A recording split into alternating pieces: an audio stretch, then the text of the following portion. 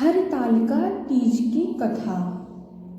भगवान शिव ने कहा, हे गौरी, पर्वतराज हिमालय पर गंगा के तट पर तुमने जो अपनी बाल्यावस्था में अधोमुखी होकर घोर तप किया था, इस अवधि में तुमने अन्न ना खाकर केवल हवा का ही सेवन के साथ तुमने सूखे पत्ते चबाकर काटी थी।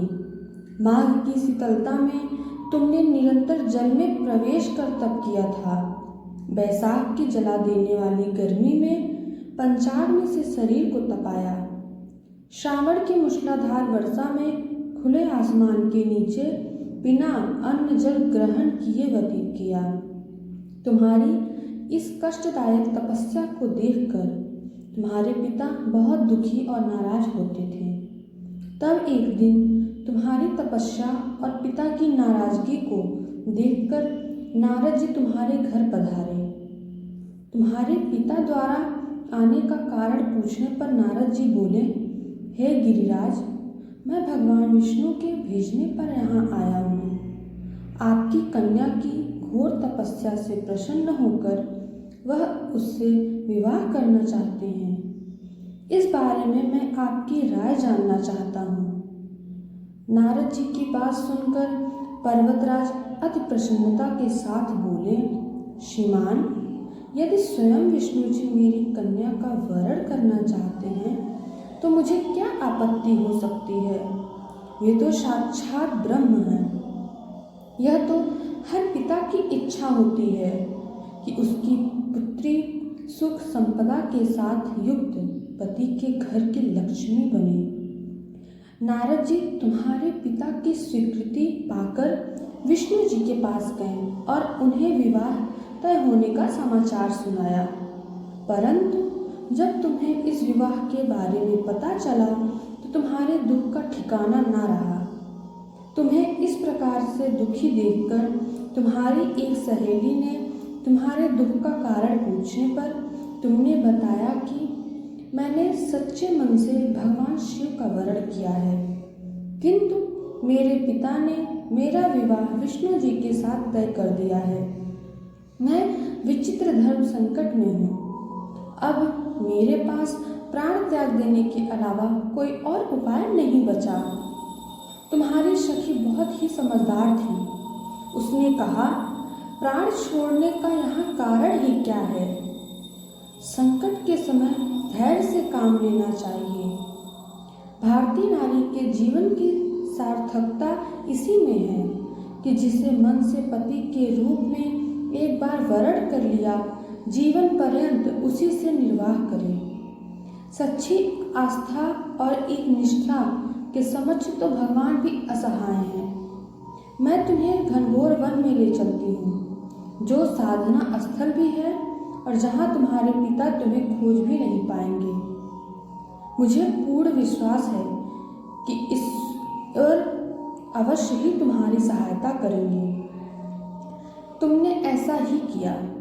तुम्हारे पिता तुम्हारे घर में ना पाकर बड़े चिंतित और दुखी हुए। अब सोचने लगे कि मैंने तो विष्णु जी से अपनी पुत्री का विवाह तय कर दिया है।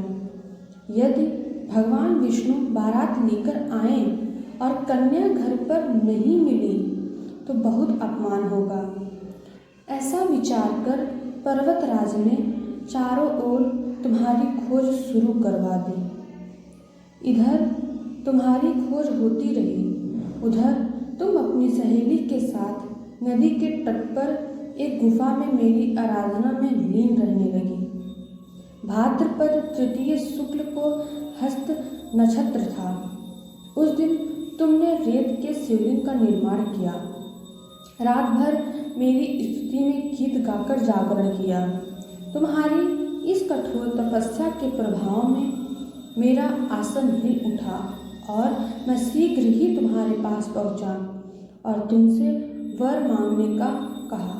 तब अपनी तपस्या के फलीभूत मुझे अपने समक्ष पाकर तुमने कहा, मैं आपको सच्चे मन से पति के रूप में वरण कर चुकी हूँ।